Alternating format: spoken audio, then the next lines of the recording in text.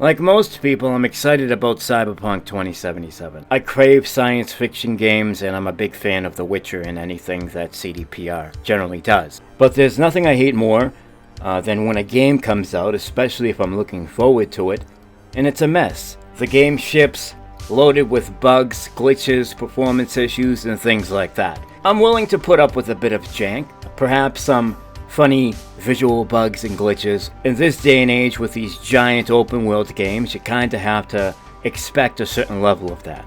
I do, and for the most part, I'm willing to put up with it. But when it starts to affect gameplay, I'm tapping out. Because for me, gameplay is everything. The size of a development team, the budget they have, and things of that sort is irrelevant in my opinion. Because there are plenty of developers out there putting out games on a daily basis that just work out of the box per se, not riddled with bugs, glitches, and all this other stuff.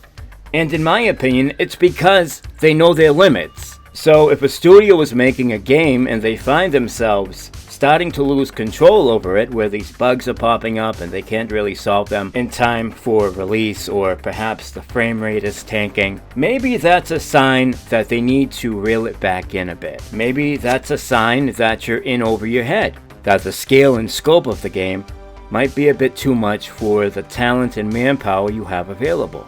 It's just common sense. And with that said, I have to be honest with you, I'm a bit skeptical when it comes to some of these reviews. I mean, how could anyone give any game a 9 or a 10 when you're fully aware that the game is littered with bugs and issues to the point where you're actually mentioning it in the review?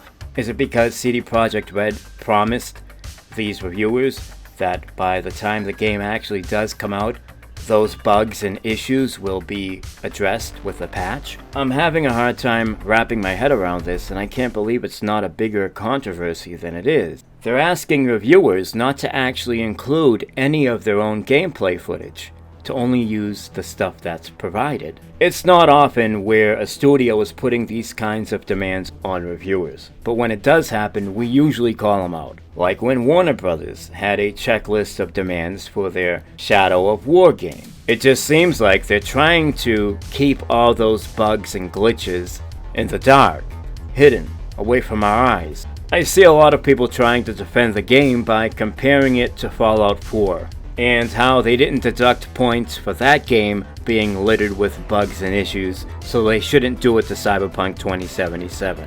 Well, first of all, they should have. They should have deducted points, and you should always deduct points when a game comes out in this fashion, in my personal opinion.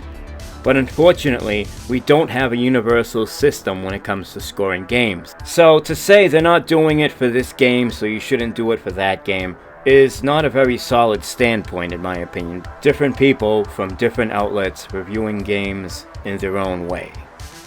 And maybe that's part of the problem. Maybe we do need to adapt some universal system of scoring. I don't know. But in my opinion, anytime a game comes out and it has issues to the point where it's affecting your gameplay, your experience, I think points should get deducted from the game. I don't care what game it is. But the reality is, the game is still going to sell in record numbers. I'm still going to be getting a copy myself. I feel so invested at this point, I have to see it through. And I think many people might feel that way. Maybe some or perhaps all of these issues will be solved by launch. Who knows? But it's up to us to keep these companies in check, as well as these reviewers. Some of whom are trying to put a spotlight on these issues to help us, guide us towards making a proper decision, an informed decision. And it's times like this where I realize just how big of a loss Total Biscuit was to our community. Nobody better built to keep these companies honest and on their toes than he.